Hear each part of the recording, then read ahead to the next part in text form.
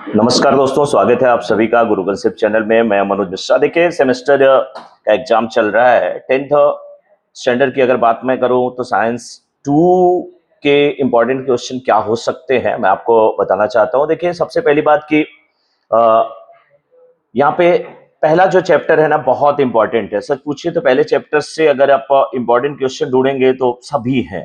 Heredity जिसका नाम है, उसमें आप ट्रांसक्रिप्शन पढ़ लीजिए, ट्रांसलेशन, ट्रांसलोकेशन, इसका डेफिनेशन पढ़ लीजिए, ट्रिपलेट कोडान का डेफिनेशन पढ़ लीजिए। हेरिडिटी किसे कहते हैं, व्हाट इज हेरिडिटी, वो पढ़ लीजिए। बड़ा क्वेश्चन अगर इससे चाहिए तो इवोल्यूशन, एविडेंसेस ऑफ इवोल्यूशन, उसमें भी सबसे ज्यादा इंपॉर्टेंट अगर कुछ इवोल्यूशन में है, एविडेंसेस ऑफ इवोल्यूशन में, तो वेस्टिजियल ऑर्गन्स हैं। इसमें पार्ट 1 का भी क्वेश्चन आता है, एविडेंसेस में भी आता है, साथ में मार्फोलॉजी क्या होती है। दूसरे चैप्टर में हम चलेंगे। दूसरे चैप्टर की बात अगर करेंगे, दूसरा चैप्टर यानी कि life process in living organism part 1, तो वहां पर ग्लाइकोलाइसिस का डेफिनेशन आपको आना चाहिए, क्रेब्स साइकिल का आना चाहिए, और एक फ्लो चार्ट दिया है ना बड़ा सा, जहां पे आप एरोबिक एनारोबिक रेस्पिरेशन के बारे में पढ़ते हैं, वो आप कर लीजिए, आपका काम बिल्कुल आसान हो जाएगा। ओके।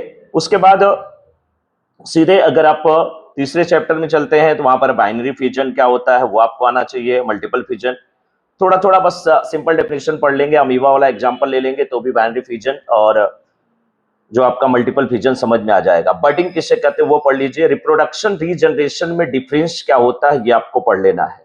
ओके। और पेज नंबर 26 पे दिया है पार्ट्स ऑफ फ्लावर का एक फिगर, देखिए सेक्सुअल रिप्रोडक्शन इन प्लांट्स में।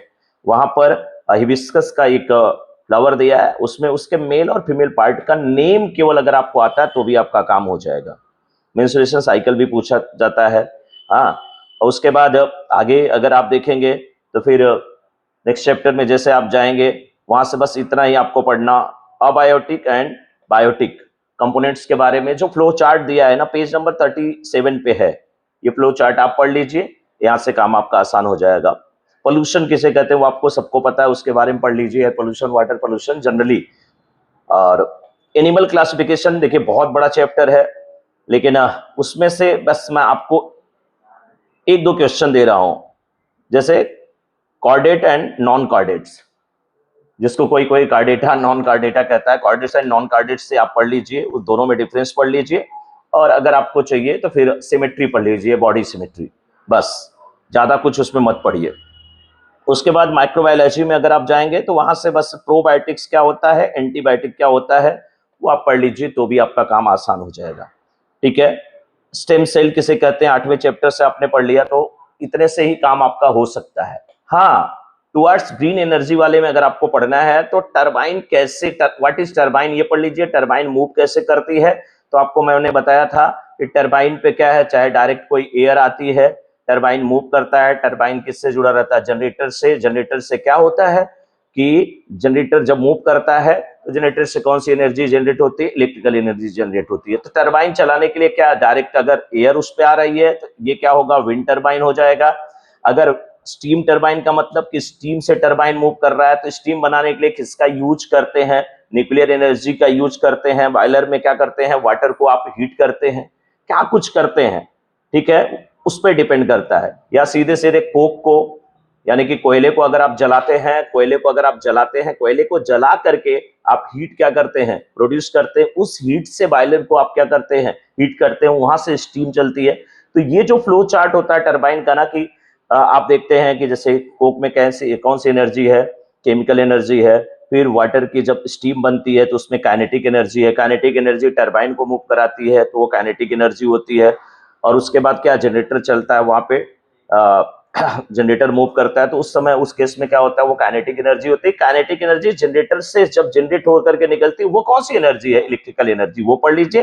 थोड़ा सा आपको एडवांटेज डिसएडवांटेज पता होना चाहिए। सिंपली मैं बता दूं, जैसे कोक को, कोयले को अगर आपने जलाया तो कोक का जो सोर्सेस है वो लिमिटेड है, बहुत साल लगे उसको बनने में करोड़ों ईयर्स लग गए, इसलिए क्या है, लिमिटेड उसके सोर्स है, इसलिए उसका यूज कम से कम होना चाहिए।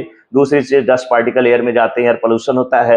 न्यूक्लियर एनर्जी का अगर डिसएडवांटेज देखेंगे तो क्या है, उससे अल्फा बीटा गामा रेज निकलती है, जिससे क्या है, बहुत ज्यादा खतरा होता है। यही सब इसमें पढ़ना है, तो सिंपल है, पहला दूसरा तीसरा चैप्टर, उसमें मैक्सिमम कोशिश करिए, मैक्सिमम टॉपिक को आप कवर कर लीजिए, पढ़ लीजिए। बाकी में से थोड़ा सिलेक्टेड पढ़ लेंगे तो कुछ लोगों का पेपर कल ही होगा, कुछ का परसों होगा, तो कम से कम टॉपिक में आपका काम हो जाएगा।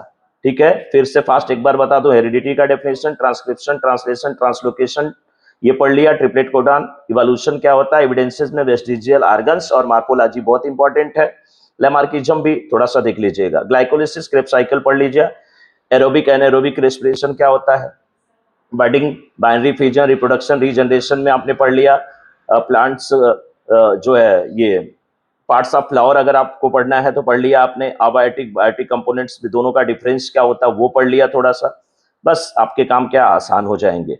आगे चैप्टर में अगर आप देखेंगे एनिमल क्लासिफिकेशन में कॉर्डेट नॉन कॉर्डेट मैंने आपको बताया बहुत इंपॉर्टेंट है, बॉडी सिमेट्री भी पढ़ सकते हैं वहां से, माइक्रोबायोलॉजी में एंटीबायोटिक्स, प्रोबायोटिक्स ये दो आपने पढ़ लिया क्योंकि यही से आपको क्वेश्चन ज्यादातर मिल जाएंगे। स्टेम सेल क्या होता है 8वें चैप्टर से पढ़ लिया तो आपका काम आसान हो जाएगा।